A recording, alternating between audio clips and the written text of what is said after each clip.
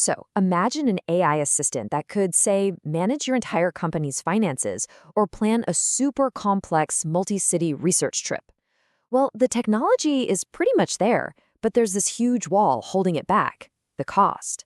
Today, we're going to dig into some really clever new ways developers are solving this exact problem, this AI efficiency puzzle, to make these powerful tools affordable for basically everyone. Let's get into it. Right. So we've all seen the crazy headlines. AI that can browse websites, analyze dense financial documents, and pull off some seriously complex research. They're getting almost spookily good. People often call these agentic AI systems, because they act like an agent, doing these big multi-step jobs for you. But there's always a catch, right? And this one's a biggie, and it's stopping them from being everywhere. It all boils down to money.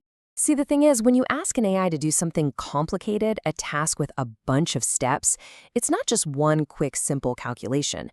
It actually has to think and reason and plan. And every single one of those thinking steps, well, it uses up a massive amount of super expensive computing power, especially if you're using the best models out there like GPT-4o. At the heart of these advanced AIs is something called the plan-act loop. The best way to think about it is like a two-step dance. First, you have a powerful planner AI, kind of like a master strategist, that figures out the best way to tackle the problem. Then, a separate actor AI goes and actually does it.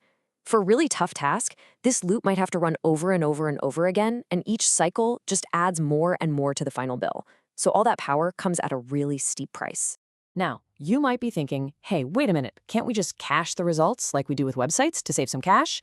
Well, it's a good thought, but the researchers found that those old school methods just completely fall apart here. For one, the caches are usually tied to a specific AI model, but even more important, the AI's answer often depends on real-time info, like a company's latest stock price or financial report. And finally, the old ways just aren't flexible. They can't adapt if you make a tiny change to your request, like asking about a different company or a different year. So yeah, we need a much smarter way to do this. Okay, so that brings us to our first really cool solution. The researchers call it agentic plan caching, but I like to call it the smart chef approach. It's all about reusing recipes that you know work to make things way faster and a whole lot cheaper. Here's the big idea. Instead of saving the final answer, the finished meal, the AI saves the plan, the high-level recipe it used to get that answer. That way, when a similar request comes along, it doesn't have to reinvent the wheel every single time. It just pulls out the old recipe card and swaps out a few of the ingredients. So this is how it actually works in practice. First, a small, really cheap AI just figures out the core task, like calculate the working capital ratio. Then it looks in its recipe book, that's the cache, for a plan that matches. If it finds one, great. Another cheap AI just grabs that recipe, adapts it with the new info, like swapping Costco for Best Buy, and runs it. But if there's no recipe for that task, then the big gun, the powerful AI chef, steps in. It solves the problem from scratch, and, this is the really clever part, it saves that new recipe as a template for the future. So you're wondering, does it actually work? Oh yeah.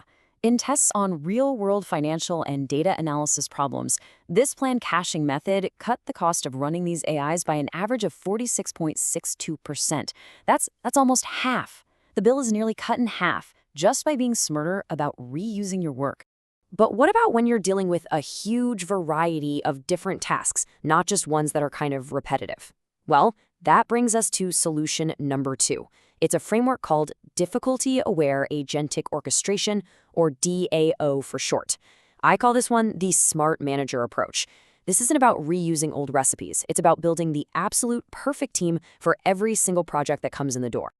I know this diagram looks a little intimidating, but the core idea is actually pretty simple.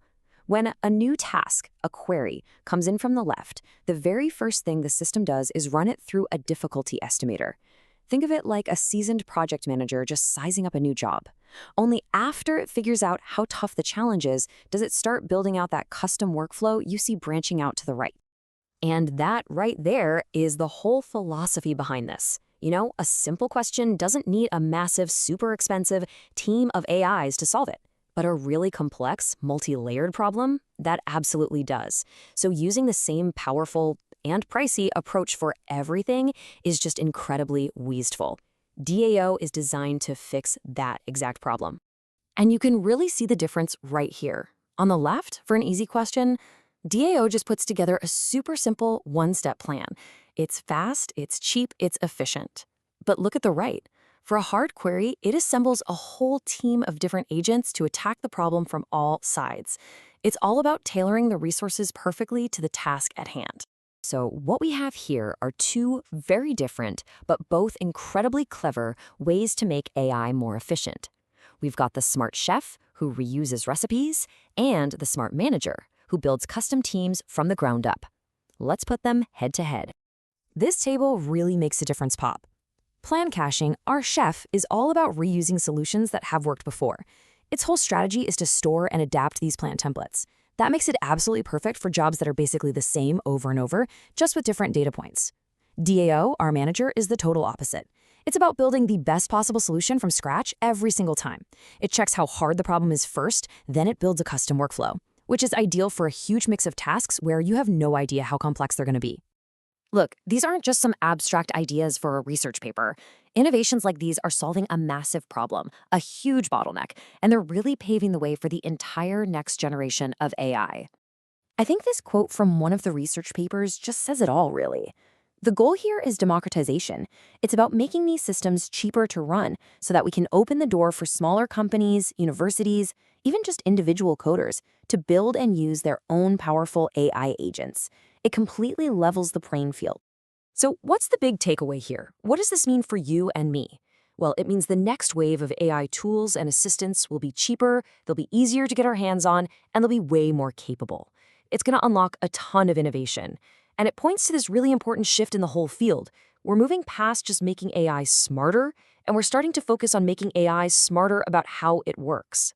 And that kind of leaves us with this really fascinating question for the future, doesn't it? As these AI models keep getting more and more powerful, are the next truly world-changing breakthroughs going to come from just making them even smarter? Or will they come from ingenious frameworks just like these that focus on smartly, efficiently managing the incredible intelligence we already have? It's definitely something to think about.